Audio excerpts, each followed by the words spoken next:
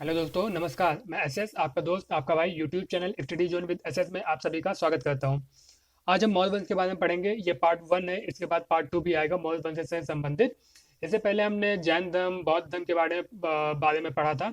और आप इस प्लेलिस्ट में जा सकते हैं, एशियन हिस्ट्री की। उससे पहले ये पूरी पूरी सीरीज है, आप जाके वीडियोस देख सकते हैं। और अगर आपको पसंद आता है तो प्लीज़ चैनल को लाइक करें, शेयर करें, सब्सक्राइब करें। ठीक है, तो अब वीडियो को स्टार्ट करते हैं। तो जो मौर्य वंश का प्रथम शासक होता है वो चंद्रगुप्त मौर्य होता है। इसका जो टाइम पीरियड होता है वो 322 ईसा पूर्व से लेकर 298 ईसा पूर्व के बीच होता है। अभिलेख प्राप्ति हमें एक चीन से अभिलेख प्राप्ति होती है जो कि डॉटेड रिकॉर्ड होता है, मतलब कि उसका जो रिकॉर्ड होता है वो बिंदुओं में गणना की गई होती है। अब देखो, धनानंद से संबंधित इंटरेस्टिंग एक कहानी ये है कि जो नंद वंश का हमारा अंतिम शासक था वो धनानंद था। और इसी के दरबार में हमारे चाणक्य जो थे वो थे, उनकी थोड़ी अवहेलना की जाती है उनके मान सम्मान को लेकर। तो वो अपनी जटाओं को कहते हैं, खोल देते हैं और एक प्रण लेते हैं कि हम तुम्हें समूल नष्ट करके ही लौटेंगे।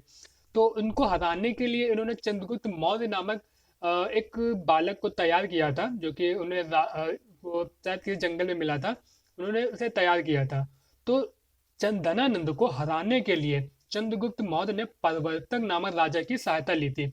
और चंद्रगुप्त मौर्य ने संलेखना पद्धति से जो है अपने शरीर को त्याग दिया था। संलेखना पद्धति क्या, मोक्ष प्राप्ति का एक मार्ग था, जहाँ पे आत्मदाह तो नहीं बोल सकते, लेकिन मोक्ष प्राप्ति करने का मतलब है कि संसारी मोह से मुक्त हो जाना, या फिर आप एक तरह से भगवान में लीन हो जाना। ठीक है, अपने दिन दुनिया को छोड़ देना। तो संलेखना पद्धति से अपने जीवन को इन्होंने त्याग दिया था। ये राजावली कथा है जो कि जैन धर्म ग्रंथ से संबंधित है। और इस संलेखना पद्धति का वर्णन ये राजावली कथा में किया गया है। जब ये इन्होंने मोक्ष प्राप्ति के लिए संलेखना पद्धति अपनाने के लिए जब घर से निकले थे, तो इन्होंने अपना सिंहासन सिंह सेन को दिया था। और सिंह सेन इनके पुत्र थे। सॉरी। और इनके पुत्र का नाम ही बिंदुसार था। ठीक है, तो अब बात करते हैं बिंदुसार का। इनका अन्य नाम होता है अमित चेटस। ठीक है, अमित चेटस भी कहते हैं। तो बिंदुसार का जो टाइम पीरियड है वो 298 से लेकर 273 ईसा पूर्व के बीच का है। सिंहसेन इनका अन्य नाम होता है। और अशोक इस समय प्रशासक होते हैं उज्जैन या मालवा के। ठीक है, सिंहसेन के समय में अशोक जो होते हैं उज्जैन में प्रशासक की भूमिका में होते हैं, मतलब उस समय वहां के प्रशासक होते हैं। डायमेकस राजदूत जो होता है वो एंड्रियोकोटस के द्वारा भेजा जाता है, जो कि सीरिया के शासक थे। ठीक है, एंड्रियोकोटस कौन है, सीरिया के शासक थे। इनका राजदूत होता है डायमेकस। उसी तरह से टालमी द्वितीय जो कि मिस्र का शासक था, उसने अपना राजदूत डायनोसिस राजदूत को बिंदुसार के दरबार में भेजा था। ठीक है, आगे बढ़ते हैं। अब अशोक के बारे में देखते हैं, अशोक के बारे में क्या क्या जानकारी दी गई है यहाँ पे और क्या क्या इंपॉर्टेंट है। तो अशोक का जो टाइम पीरियड होता है वो 273 ईसा पूर्व से लेकर 232 ईसा पूर्व के आसपास 232 ईसा पूर्व तक है। अशोक का जो नाम है मुख्यतः चार प्रकार के अभिलेखों में मिलते हैं। उन चार प्रकार जो अभिलेख है, एक है मास्की, दूसरा है गुर्जरा, तीसरा है नेतूर और चौथा है उडेगोलम। मतलब इन चारों में मुख्य रूप से अशोक के नामों का वर्णन मिलता है। कलिंग विजय जो होती है 261 ईसा पूर्व में की जाती है। अच्छा, कलिंग विजय से संबंधित देखो थोड़ी जानकारी ले लीजिए कि कलिंग विजय इंपॉर्टेंट क्यों थी। कलिंग विजय इंपॉर्टेंट दो दृष्टि से, एक तो सुरक्षा की दृष्टि से था, दूसरा व्यापार की दृष्टि से था। ठीक है, व्यापार की दृष्टि से इसलिए था क्योंकि कलिंग से होते ही हमें समुद्र की प्राप्ति होती थी। समुद्र स्थल, पहले स्थल से होकर समुद्र, और समुद्र व्यापार के लिए, चाहे वो एशियन टाइम हो चाहे वो आज की दृष्टि में, तो समुद्र व्यापार के लिए बहुत ही इंपॉर्टेंट है। तो इसलिए कलिंग विजय का जो महत्व है वो दो दृष्टि से, एक सुरक्षा की दृष्टि से ताकि जो जो तटीय इलाके से लोग ना आ सके, और उस क्षेत्र को जीतना बहुत ज़्यादा जरूरी हो गया था। और ये इसके अलावा व्यापार की दृष्टि से, व्यापार बड़ी सुगमता से हो सके, हमारे समुद्र तक सीधी पहुंच हो चुके हैं। ये जो उड़ीसा वाला तट देख रहे हैं ना आप, उड़ीसा वाला ही हमारे उसमें कलिंग तट था। ठीक है, तो ये दो इंपॉर्टेंट पॉइंट है। इसके अलावा डॉक्टर हेमचंद ने अशोक के बारे में कहा था जो कलिंग का युद्ध है ये फर्स्ट और लास्ट युद्ध है मगध का सम्राट बनने के बाद। ऐसा क्यों कहा था, क्योंकि आप लोग जानते हैं जब कलिंग का युद्ध हुआ तो वहीं से इतना नरसंहार हुआ था कि अशोक का मन द्रवित हो चुका था, मतलब कि मन हृदय परिवर्तन हो चुका था। वहीं से उन्होंने धम्म की नीति को अपना लिया था। ठीक है, और अशोक ने दो नगरों की स्थापना की थी, एक है श्रीनगर, दूसरा है देवपत्तन। जो देवपत्तन है वो नेपाल में पड़ता है। निगरोध सुमन इनका बड़ा भाई का पुत्र था। निगरोध जो है, सुमन जो है वो इनके बड़े भाई का पुत्र था, जिनसे ये काफी प्रभावित थे। ठीक है, अब देखो इसे एक टर्म है यहाँ पे सारवृद्धि। सारवृद्धि करने का मतलब होता है अपने धर्म के साथ साथ अन्य धर्म की उन्नति को मानना या फिर उन्नति की या फिर उनके धर्म के प्रचारक की भूमिका अदा करना। ठीक है, तो ये क्या थे सारवज्ञ, मतलब समझ में आया, सारवज्ञ का अपने धर्म के साथ साथ अन्य धर्म को भी मानना है, अन्य धर्म के प्रचार प्रसार में भी योगदान देना।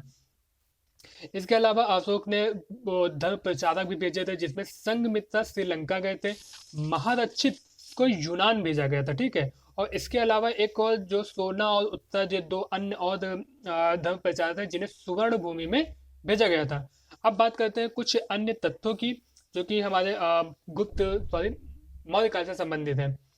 तो मौर्य काल में हमारा जो अर्थशास्त्र है ये एक प्रकार का ग्रंथ है जो कि हमारा मुख्यतः राजनीति पे लिखा गया है और चाणक्य के द्वारा लिखा गया था। ठीक है, इसमें 15 अधिकरण है, 180 प्रकरण, प्रकरण मतलब उपभाग होता है, 6000 श्लोकों का वर्णन किया गया है, मतलब 6000 श्लोक है। जो इसका हमने अभी फर्स्ट पॉइंट देखा ना, इसके 15 अधिकरण है। तो इन 15 अधिकरण में जो छठा अधिकरण है वहां पे सप्तांगों का वर्णन किया गया है। सप्तांगों का वर्णन करने का मतलब है कि चाणक्य ने राज्य को 7 अंगों में विभाजित किया था, कि बोला था क्या क्या जरूरी है, एक राज्य को बनने के लिए 7 अंग जरूरी हैं। तो उन 7 अंगों का वर्णन 6 अधिकरण में किया गया था, जो कि मंडल योनि से संबंधित है।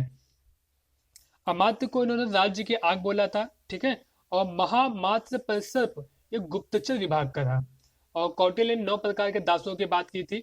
इसके अलावा अहितक जो बोले थे अस्थायी दास होते हैं, कहने का मतलब है कि सिर्फ स्थायी दास ही नहीं, अस्थायी दास भी हुआ करते थे। इसका मतलब क्या है कि मौर्य काल में 2 प्रकार के दास हुआ करते थे, और जो अस्थायी दास होते थे उन्हें अहितक अहितक बोलते थे। अब बात करते हैं मेगास्थनीज के बारे में। इसे आप पर्टिकुलर टॉपिक के तरह भी देख सकते हैं। मेगास्थनीज मेगास्थनीज जो है सेल्यूकस का राजदूत था।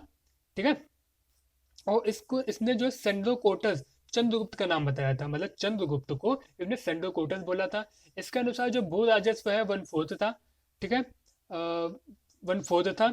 इसके अलावा इसने उत्तरापथ के निर्माण की जो कहते हैं चंद्रगुप्त के मौर्य के द्वारा उत्तरापथ एक रास्ता था उसका निर्माण कराया गया था, और इसको पक्की सड़क मतलब कि इन्होंने निर्माण करवा दिया।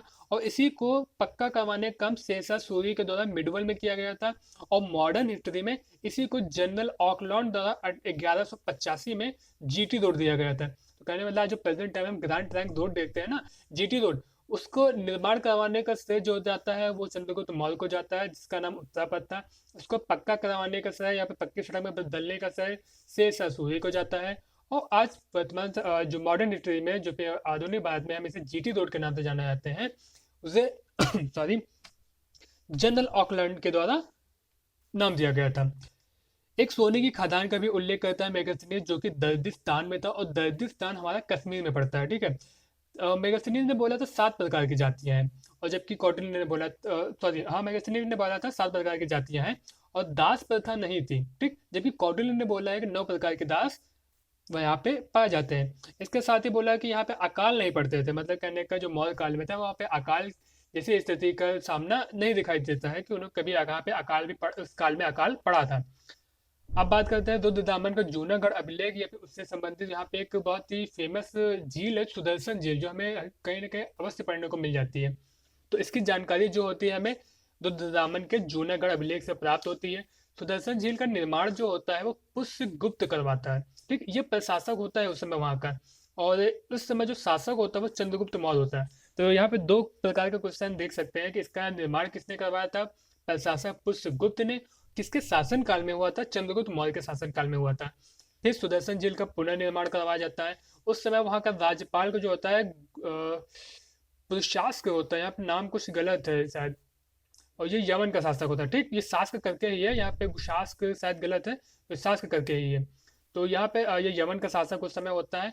और उस समय जो राजा होता है, जो पुनर्निर्माण करवाने के समय वो राजा सम्राट होता है, वो अशोक होता है। ठीक है, और इस बांध का पुनर्निर्माण करवाया गया था राज्यपाल सुविशाख के समय में, और इस समय जो शासक होता है वो रुद्रदामन होता है। इसके अलावा 2 यहाँ पे ग्रंथ लिखे हुए हैं, वो अलग से फैक्ट है, ऐसे आप देख लीजिए। मुद्रा राक्षस जो है विशाखदत्त द्वारा लिखी गई थी, और इसमें वर्सल शब्द का प्रयोग किया गया है। और जो महावंश है ये बौद्ध ग्रंथ का वंश है, और इसमें जम्बू द्वीप के बारे में वर्णन किया गया। जम्बू द्वीप जो है उसमें भारत को ही बोला जाता था। उम्मीद करता हूँ आप लोगों को पसंद आया होगा। पसंद आया है तो चैनल को लाइक करें, शेयर करें, सब्सक्राइब करें, और अगर आपको कोई कमी लगती है तो प्लीज़ मुझे कमेंट में बताएं कि मैं इसको और सुधार कर सकता हूँ। ये सीरीज़ है पूरी पूरी एशियन हिस्ट्री की, इसके बाद जब ये कंप्लीट होगी तो मैं नया सब्जेक्ट लेके आऊँगा। और एक कंप्लीट एक है आप लोगों के लिए, मतलब कि पूरा पूरा पैकेज देने का प्रयास करूंगा, और ये आप लोग बस, आप लोगों का सपोर्ट चाहिए। तो इसी के साथ ही थैंक यू।